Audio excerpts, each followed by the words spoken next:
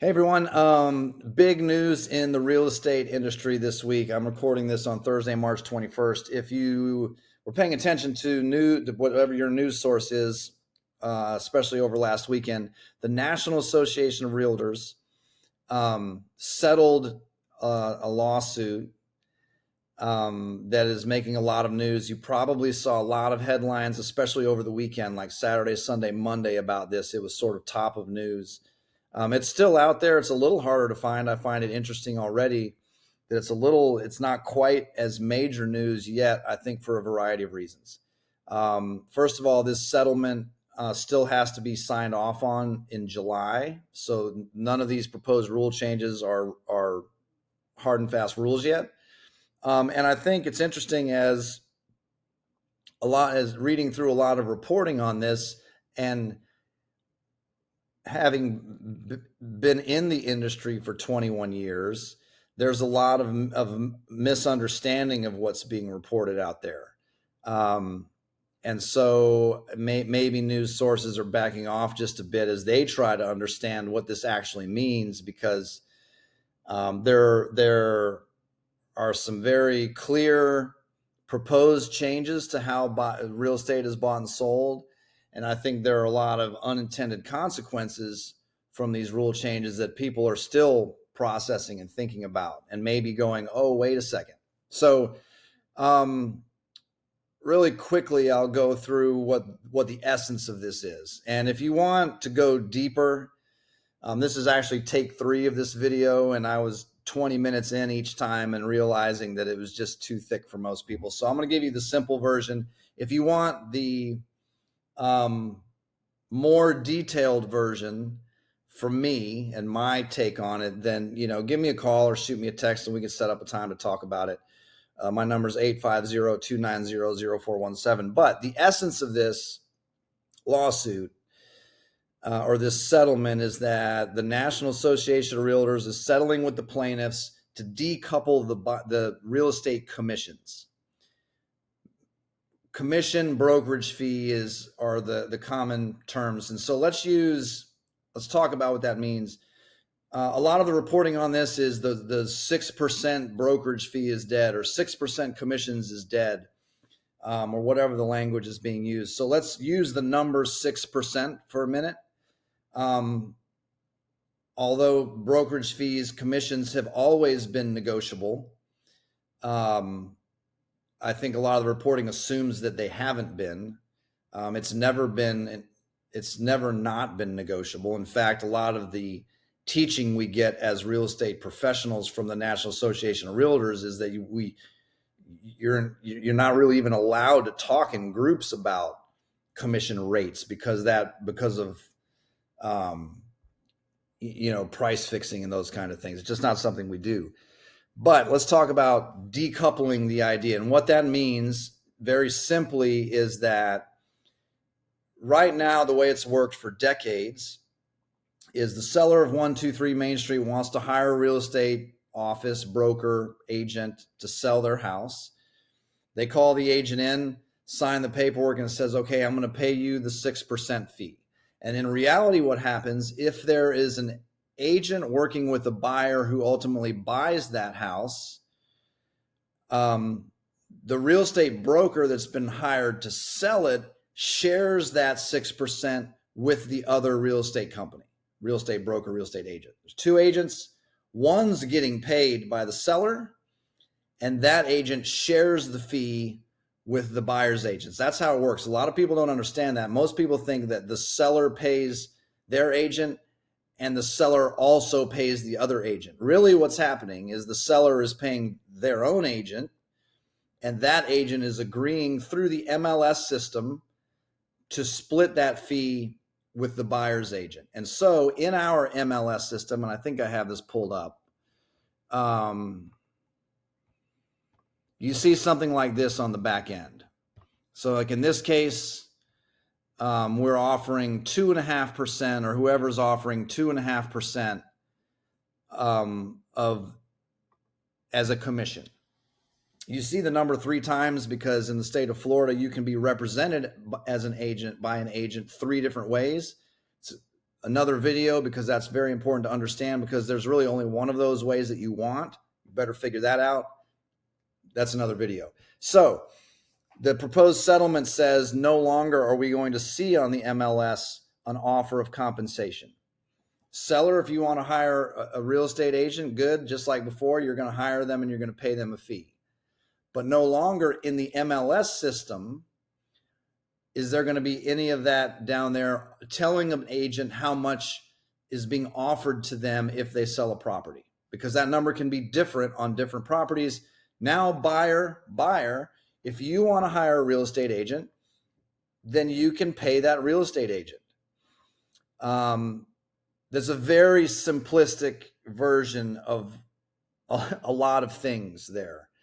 But that's the simple version of what's being proposed. There's some very specific things that this is a settlement between the National Association of Realtors and the National Association of Realtors MLS systems. If you're not in that group, it doesn't mean you're part of the settlement, which I don't know that you're going to have to follow the rules. So there's a lot of websites and people out in the real estate industry that are not members of the National Association of Realtors or their MLS systems. There are going to be ways for real estate companies to still offer a buyer's agent a fee internally. There are ways that it can still be done potentially in other ways. But it's important to understand there's a shift happening and what that means. And I think the most important thing that's coming out of all this, because I could do another 20 minutes just to scratch the surface of how I think this can go. But certainly I would stress for buyers and sellers, the buyers especially, to be thinking about what representation means. What does a real estate agent actually do for you? What does being represented by a real estate agent actually mean to you? Why should they get paid? If you, for example, if you go into a model home, for most builders, most salespeople inside of the model homes do not represent the buyer. They represent the seller, very much like going into a car dealership. You know, the salesperson is there to help the car dealer get the most money for the car. In most cases, not all, the salespeople in model homes are there to get the best deal for the builder because they don't represent the buyer. And so it's important to understand what representation means, what goes along with that. Is that something you even want? And so as more and more of this comes out, what I would encourage people very simply to consider and think about is the rules may or may not change. This settlement agreement would have to be final, will have to be signed off by a judge in July of this year. So that still would have to happen.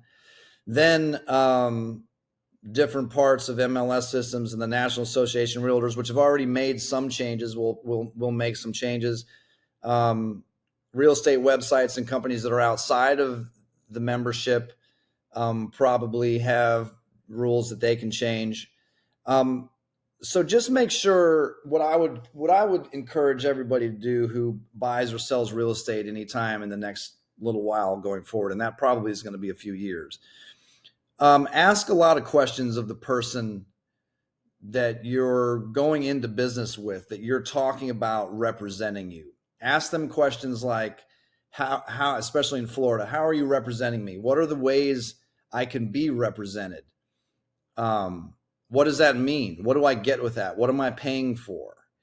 We're very used to that on the listing side. So if 123 Main Street seller calls me and says, "Hey, Craig, why you? We're gonna sell this house. What can you do for us? What are you charging? What's included with that?" A lot of us are very comfortable articulating that very clearly. This is what you get. This is what you pay for. Ask those same questions of someone that's going to help you buy something.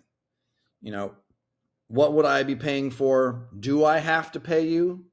Are there still ways that the seller side can still pay me like it is now? What are you doing for the money? What do I need to know? Do some of your own research about this. because I think there are a lot of things working in the industry for 21 years that we understand very well about how this all works that plenty of buyers and sellers don't. So I think this is all good to be able to help people start to think about maybe what is their real estate agent good for?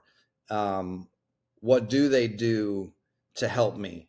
And what can they do to help me? And if you're on the phone or sitting across a Zoom meeting like this, or talking with someone about, hey, I'm going to sell my house, hey, I'm going to buy a condo, and I want you to help me, evaluate that person you're getting ready to do business with. Do they know what they're talking about?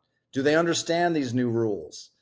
And I think even more important, what are their ideas to help you navigate the new rules? They changed the 3-point line in basketball however many years ago, and there was all kinds of uproar and all this, but the coaches who came up with a game plan to deal with running an offense and a defense with a new 3-point line were the ones that did well. Same thing in the sports analogy is a good one. They're constantly changing rules in sports, and the coaches and the players that adjust to those rule changes the fastest and the best will do well. We're in a professional services business, so talk to someone about, hey, what are your ideas to help me navigate these rule changes? I have some very strong ones that I think can help people. I think can help people save a lot of money, especially on the selling side, potentially. And but it's all experimental at this point, because if we have a really major shift in the rules, we really don't know how it's going to work until we implement those rules and we work through it. So make sure you're talking to someone that can articulate all of this, understands what it means to you, not to them. There's a lot of chatter and a lot of panic and a lot of talk inside of the real estate business right now. And it's a lot of it, not all of it. There's some really, really fine professionals out there and some really good leaders in the industry. But there's a lot of, oh man, this is what I'm going to do. This is how I'm going to make more money. Ooh, what am I going to do now? They're going to take my money away. There's a very narcissistic inward thing happening when I feel like the more professional salespeople that really want to help in a professional services business are trying to understand what the new rules are going to be and how that can help Mr. and Mrs. Buyer, Mr. and Mrs. Seller. Hey, Mr. and Mrs. Buyer, Mr. and Mrs. Seller, we've had some rule changes. It used to be like this. Now it's proposed to be this way. If we do finally make some changes, here's what the new rules are. This is what this means to you. And this is how I can help you best navigate this and help you accomplish what you're trying to accomplish. So enough ranting. I know, anyway. If you have questions, we're going to be talking about this a lot. Give me a call, shoot me a text, 850-290-0417. In the meantime, ask a lot of questions. Understand this stuff. It's important. It's gonna cost some people a lot of money and help some people save a lot of money depending on what happens. So anyway, thanks for watching the rant. More to come.